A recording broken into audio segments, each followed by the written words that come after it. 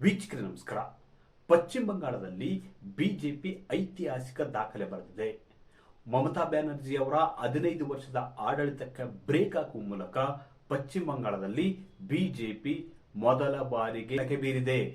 ನೋಡಿ, ಶತಾಯಗತಾಯ ಪಶ್ಚಿಮ ಬಂಗಾಳವನ್ನು ಹೇಗಾದರೂ ಮಾಡಿ ವಶಪಡಿಸಿಕೊಳ್ಬೇಕು ಅಂತ ಕೇಂದ್ರ ಬಿಜೆಪಿ ನಾಯಕರು ಕಳೆದ 10 ವರ್ಷದಿಂದ ಪ್ರಯತ್ನ ಮಾಡ್ತಿದ್ರು. ಈ ಒಂದು ದೊಡ್ಡ ರಾಜ್ಯದಲ್ಲಿ ಟಿಎಂಸಿಯನ್ನು ಮಣಿಸುವ ಕುರಿತು ಪ್ರತಿಷ್ಠೆಯಾಗಿ ತೆಗೆದುಕೊಂಡಿದ್ರು. ಈ ಚುನಾವಣೆಯಲ್ಲಿ ಬಿಜೆಪಿ ಅದ್ಭುತವಾದ ಗೆಲುವನ್ನು ಸಾಧಿಸಿದೆ. 210 ಸ್ಥಾನಗಳಲ್ಲಿ ಬಿಜೆಪಿ ಗೆಲುವು ದಾಖಲಿಸಿದೆ. ನೋಡಿ, ಇದು ಫೈನಲ್ ಅಲ್ಲ, ಹೇಳಿಕೆ ಪ್ರಕ್ರಿಯೆ ನಡೆಯುತ್ತಿದೆ. ಬಹುತೇಕ ಈ ಸಂಖ್ಯೆ ಹೆಚ್ಚು ಕಡಿಮೆ ಕೂಡ ಆಗುವ ಸಾಧ್ಯತೆಯನ್ನು ಕೂಡ ತಳ್ಳಿ ಹಾಕುವಂತಿಲ್ಲ. ನೋಡಿ, ಟಿಎಂಸಿ ಮತ್ತು ಬಿಜೆಪಿ ನಡುವೆ ತುಂಬಾ ಪೈಪೋಟಿ, ತುಂಬಾ ಸ್ಪರ್ಧೆ ಇತ್ತು. ಹೇಗಾದ್ರೂ ಮಾಡಿ ಟಿಎಂಸಿಯನ್ನು ಸೋಲಿಸಬೇಕಂತ ಬಿಜೆಪಿ ಯಾವುದೇ ಕಾರಣಕ್ಕೂ ಬಿಜೆಪಿಗೆ ಪಶ್ಚಿಮ ಬಂಗಾಳದಲ್ಲಿ ಅವಕಾಶ ಕೊಡಬಾರದು ಅಂತ ಮಮತಾ ಬ್ಯಾನರ್ಜಿ ಅವರು ಕಾರ್ಯತಂತ್ರ, ಅದಕ್ಕೆ ತದ್ವಿರುದ್ಧವಾದ ಕಾರ್ಯತಂತ್ರವನ್ನು ರೂಪಿಸಿ ಬಿಜೆಪಿಯನ್ನು ಮಣಿಸುವುದಕ್ಕೆ ಶತಪ್ರಯತ್ನ ಪಟ್ಟರು ಕೂಡ ಮಮತಾ ಬ್ಯಾನರ್ಜಿ ಕಡೆಗೂ ಬಿಜೆಪಿಯ ಸೇನೆಯ ವಿರುದ್ಧ ಶರಣಾಗಿದ್ದಾರೆ. ಬಿಜೆಪಿ ಸೇನೆಗೆ ಶರಣಾಗಿದ್ದಾರೆ. ನೋಡಿ, ಬಿಜೆಪಿ ಪಶ್ಚಿಮ ಬಂಗಾಳದಲ್ಲಿ ಈಗಾಗಲೇ ಗೆಲುವು ಸಾಧಿಸಿದೆ.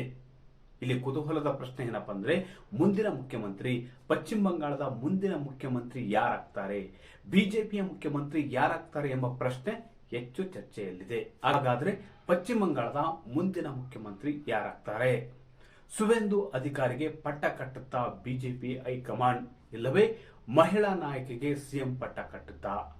ಬಿಜೆಪಿ ಹೈಕಮಾಂಡ್ ನಾಯಕರು ಅಚ್ಚರಿಯ ಅಭ್ಯರ್ಥಿಗಳನ್ನು ನೀಡುವುದರಲ್ಲಿ ಎತ್ತಿದ ಕೈ. ಹೀಗಾಗಿ 3 ರಿಂದ 4 ಸಿಎಂ ರೇಸ್ ನಲ್ಲಿ ಇದ್ದಾರೆ. ಹಾಗಾದ್ರೆ ಯಾವೆಲ್ಲ ನಾಯಕರು ಸಿಎಂ ರೇಸ್ ಅಲ್ಲಿದ್ದಾರೆ? ವೀಕ್ಷಕರೇ, ಮೊದಲನೇದಾಗಿ ಸುವೇಂದು ಅಧಿಕಾರಿ, ಈ ಹೆಸರಿದೆಯಲ್ಲ, ಸಿಎಂ ರೇಸ್ ನಲ್ಲಿ ಫ್ರಂಟ್ ರನ್ನರ್ ಆಗಿರ್ತಕ್ಕಂಥ ಹೆಸರಾಗಿದೆ. ನೋಡಿ, ಸದ್ಯ ಪಶ್ಚಿಮ ಬಂಗಾಳದ ಪ್ರತಿಪಕ್ಷ ನಾಯಕರಾಗಿರ್ತಕ್ಕಂಥ ಸುವೇಂದು ಅಧಿಕಾರಿ ಬಿಜೆಪಿಯ ಟಾಪ್ ಲೀಡರ್ ಆಗಿದ್ದಾರೆ ಪಶ್ಚಿಮ ಬಂಗಾಳದಲ್ಲಿ.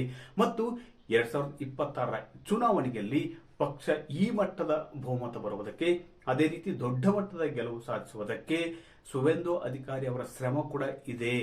ಅಷ್ಟೇ ಅಲ್ಲ, ಕೇಂದ್ರ ಬಿಜೆಪಿ ಹೈಕಮಾಂಡ್ ನಾಯಕರ ಸತತ ಪ್ರವಾಸ, ಸಮಾವೇಶ ಮತ್ತು ಜನರನ್ನು ಟಿಎಂಸಿಯಿಂದ ಬಿಜೆಪಿಯತ್ತ ಬರುವಂತೆ ಮಾಡುವಲ್ಲಿ ಪ್ರಧಾನಿ ನರೇಂದ್ರ ಮೋದಿ ಅವರ ಸಮಾವೇಶಗಳು, ಅದೇ ರೀತಿ ಅಭಿವೃದ್ಧಿ ಅಧ್ಯಾಯಗಳು ಕೂಡ ಕಾರಣವಾಗಿವೆ. ಅಷ್ಟೇ ಅಲ್ಲ, ತಳಮಟ್ಟದಲ್ಲಿ ಪಕ್ಷ ಸಂಘಟಿಸಿ ಮತ್ತು ಬಲಪಡಿಸುವುದರಲ್ಲಿ ಸುವೇಂದು ಅಧಿಕಾರಿ ಅವರ ಪಾತ್ರ ಕೂಡ ಇದೆ. ಬ್ಯಾನರ್ಜಿ ಅವರ ಆಪ್ತರಾಗಿದ್ದ ಸುವೇಂದು ಅಧಿಕಾರಿ 2021ರಲ್ಲಿ ಬಿಜೆಪಿ ಸೇರ್ಪಡೆ ಆಗ್ತಾರೆ. ಬಳಿಕ ನಂದಿಗ್ರಾಮದಲ್ಲಿ ಮಮತಾ ಬ್ಯಾನರ್ಜಿ ಅವರನ್ನೇ ಸೋಲಿಸ್ತಾರೆ. ಈ ಮೂಲಕ ಬಿಜೆಪಿಯ ಬಹುದೊಡ್ಡ ನಾಯಕರಾಗಿ ಇದ್ದಾರೆ ಸುವೇಂದು ಅಧಿಕಾರಿ. ಅಷ್ಟೇ ಅಲ್ಲ, ಪ್ರತಿಪಕ್ಷದ ನಾಯಕರಾಗಿ ದೊಡ್ಡ ದೊಡ್ಡ ಹೋರಾಟ ಕಾರ್ಯಕ್ರಮಗಳನ್ನು ಕೂಡ ಹಮ್ಮಿಕೊಂಡಿದ್ದಾರೆ. ಇತ್ತೀಚೆಗೆ ನಡೆದಂತಹ RK ಕಾಲೇಜಿನ ದೊಡ್ಡ ಗಲಾಟೆ ಆಗಿರ್ಬೋದು, ಅದೇ ರೀತಿ ಇನ್ನಿತರ ಘಟನೆಗಳು ಹಿಡಿದುಕೊಂಡು ಪಶ್ಚಿಮ ಬಂಗಾಳದಲ್ಲಿ ಬಿಜೆಪಿಯನ್ನು ಸಂಘಟಿಸುವಲ್ಲಿ ಕೂಡ ಸುವೇಂದು ಅಧಿಕಾರಿ ಯಶಸ್ವಿಯಾಗಿದ್ದಾರೆ. ಈ ಹಿನ್ನೆಲೆಯಲ್ಲಿ ಸುವೇಂದು ಅಧಿಕಾರಿ ಸಿಎಂ ರೇಸ್ ನಲ್ಲಿ ಫ್ರಂಟ್ ರನ್ನರ್ ಆಗಿದ್ದಾರೆ. ಅಷ್ಟೇ ಅಲ್ಲ, ಬಿಜೆಪಿಯ ಹೈಕಮಾಂಡ್ ನಾಯಕರು, ಅದರಲ್ಲೂ ವಿಶೇಷವಾಗಿ ಪ್ರಧಾನಿ ನರೇಂದ್ರ ಮೋದಿ ಮತ್ತು ಅಮಿತ್ ಶಾ ಅವರು ಕೂಡ ಬಂಗಾಳದವರೇ ಬಂಗಾಳಕ್ಕೆ ಸಿಎಂ ಆಗ್ತಾರೆ ಅಂತ ಹೇಳಿರುವುದು ಕೂಡ ಎಲ್ಲೋ ಒಂದ್ ಕಡೆ ಸುವೇಂದು ಅಧಿಕಾರಿ ಪಶ್ಚಿಮ ಬಂಗಾಳದ ಮುಖ್ಯಮಂತ್ರಿ ಆಗ್ತಾರೆ. ದೀದಿ ಆಟ ಮುಗಿತು, ಇನ್ನು ದಾದಾಗಿರಿ ಎಂಬ ಮಾತುಗಳು ಕೂಡ ಚರ್ಚೆಯಲ್ಲಿವೆ. ಅದೇ ರೀತಿ ರಾಜ್ಯ ಬಿಜೆಪಿ ಘಟಕದ ಅಧ್ಯಕ್ಷರಾಗಿರುವ, ಅಂದ್ರೆ ಪಶ್ಚಿಮ ಬಂಗಾಳ ಬಿಜೆಪಿ ಘಟಕದ ಅಧ್ಯಕ್ಷರಾಗಿರುವ ಶಮಿಕಾ ಭಟ್ಟಾಚಾರ್ಯ ಅವರು ಕೂಡ ಸಿಎಂ ರೇಸ್ ನಲ್ಲಿದ್ದಾರೆ.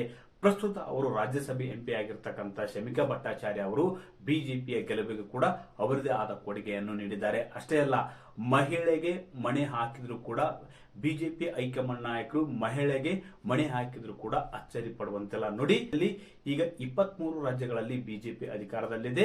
ದೆಹಲಿಯಲ್ಲಿ ಮಹಿಳಾ ನಾಯಕಿಗೆ ಸಿಎಂ ಪಟ್ಟವನ್ನು ಕಟ್ಟಲಾಗಿದೆ.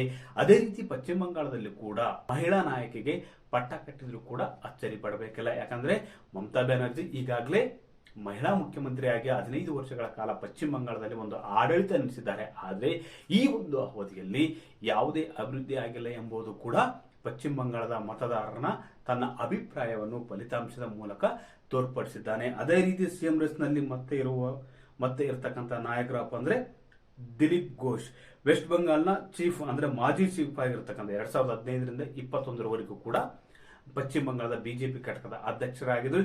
ಇವರ ಅವಧಿಯಲ್ಲೂ ಕೂಡ ಬಿಜೆಪಿ ತಳಮಟ್ಟಲಿಂದ ಕಟ್ಟಲ್ಪಟ್ಟಿದೆ.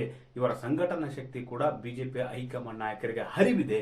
ಅಷ್ಟೇ ಅಲ್ಲ, 2026 ಈ ವಿಧಾನಸಭಾ ಚುನಾವಣೆಯಲ್ಲಿ ಕೂಡ ಇವರ ಶ್ರಮ ಕೂಡ ಕಡೆಗಣಿಸುವಂತಿಲ್ಲ. ಹೀಗಾಗಿ ದಿಲೀಪ್ ಘೋಷ್ ಕೂಡ ಸಿಎಂ ರೇಸ್ ನಲ್ಲಿದ್ದಾರೆ ಅಂತ ಹೇಳ್ಬೋದು. ಅದೇ ರೀತಿ ಅಗ್ನಿಮಿತ್ರ ಪೋಲ್ ಕೂಡ ಸಿಎಂ ರೇಸ್ ನಲ್ಲಿ ಇದ್ದಾರೆ. ಒಟ್ಟಾರೆಯಾಗಿ ಈಗಾಗಲೇ ಪಶ್ಚಿಮ ಬಂಗಾಳದಲ್ಲಿ ಅದ್ಭುತವಾದ ಗೆಲುವು ದಾಖಲಿಸಿ ಒಂದು ಐತಿಹಾಸಿಕ ದಾಖಲೆ ಬರೆದಿರತಕ್ಕಂಥ ಬಿಜೆಪಿ ಸಿಎಂ ಹುಡುಕಾಟದಲ್ಲಿ ತೊಡಗಿದೆ.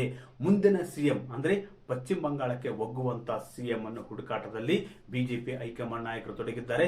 ಯಾಕಂದ್ರೆ ವೆಸ್ಟ್ ಬಂಗಾಳದಲ್ಲಿ ಒಂದಲ್ಲ 16 ಸಮಸ್ಯೆಗಳು, ಸವಾಲುಗಳು ಕೂಡ ಇವೆ. ಯಾಕಂದ್ರೆ ಕಳೆದ 15 ವರ್ಷಗಳಲ್ಲಿ ಎಲ್ಲೋ ಒಂದ್ ಕಡೆ ಪಶ್ಚಿಮ ಬಂಗಾಳ ಒಂದು ಆರ್ಥಿಕ ಕೆಟ್ಟ ಸ್ಥಿತಿಯನ್ನು ಎದುರಿಸಿದೆ.